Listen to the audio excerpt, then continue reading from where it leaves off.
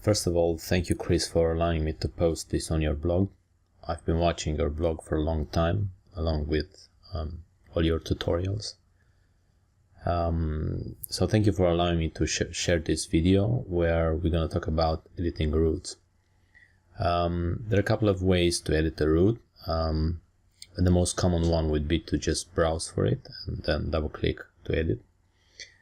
But if you right click, hold shift and then right click, you can change selection filter to part priority, and then if you can see the root, if the end of the root is visible, then you can double click or right click edit and it'll take you straight inside the root.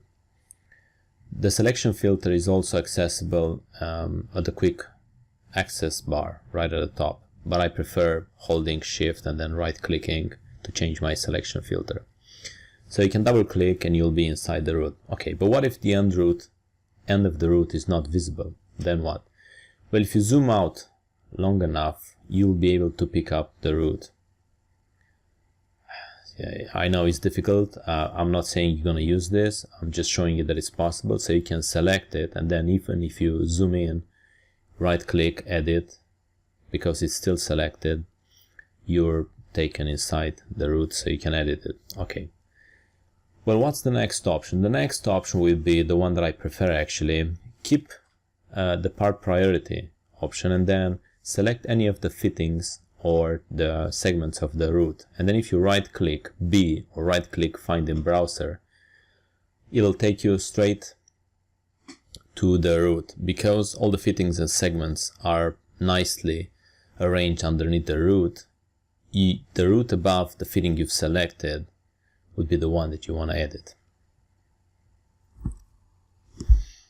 So if you can see the end, double click and you're inside. If not, just right click on a fitting or a segment and you can find in browser where the root is located.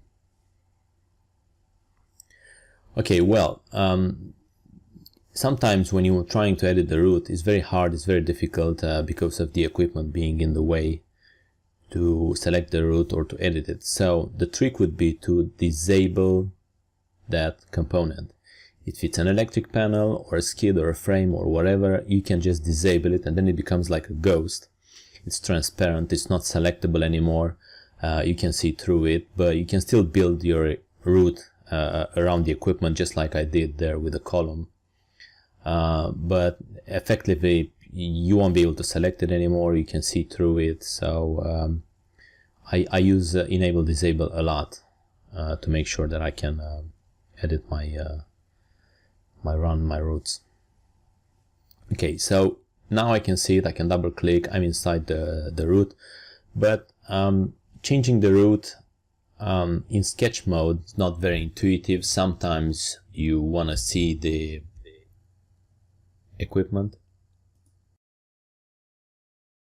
If you right click, find in browser, it'll take you straight where the run is. So you edit the run, and then if you right click on the root, you have dimension visibility. Now when you try to edit one of the dimensions, it'll actually edit the root because you're on part filter selection.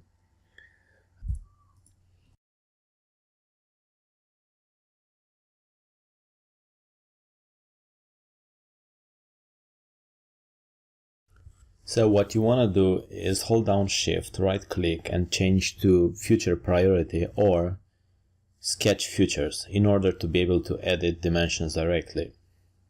Now if you double click on a dimension, it won't take you inside the root, but you can change the dimension and the root updates dynamically.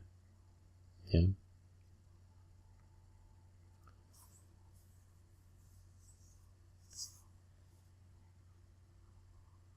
Unfortunately, turning the dimension visibility on or off for the root is not possible from the top level assembly on the graphical window or even in the browser. You can only do that while inside the root, and I think that's the way you need to do it. You need to do the root changes from inside the run Because if you change the dimensions from the top level assembly, you can do that, but it doesn't dynamically edit. And then you need to rebuild all.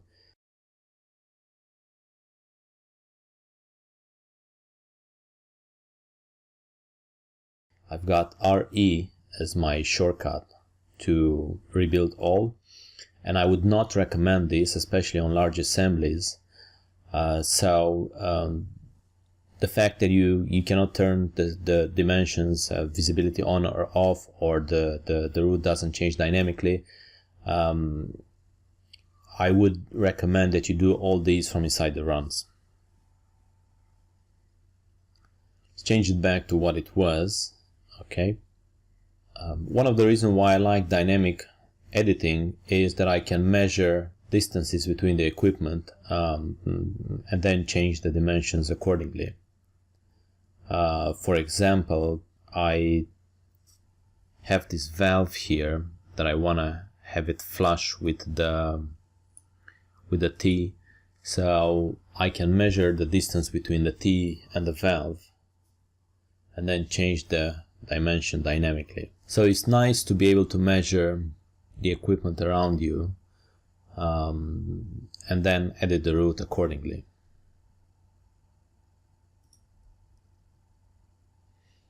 And this is it. I hope you enjoyed the video, and I hope you learned something new. Join me next week when I'm going to try and show you a couple of ways of placing fittings, like what is the fastest way you can place a fitting, and I'll give you a hint. I have an assembly here with a lot of fittings. This is just one of the ways, but join me next week and we'll try and cover that. So thank you, Chris, once again for allowing this to go in your blog. Till next time, bye bye.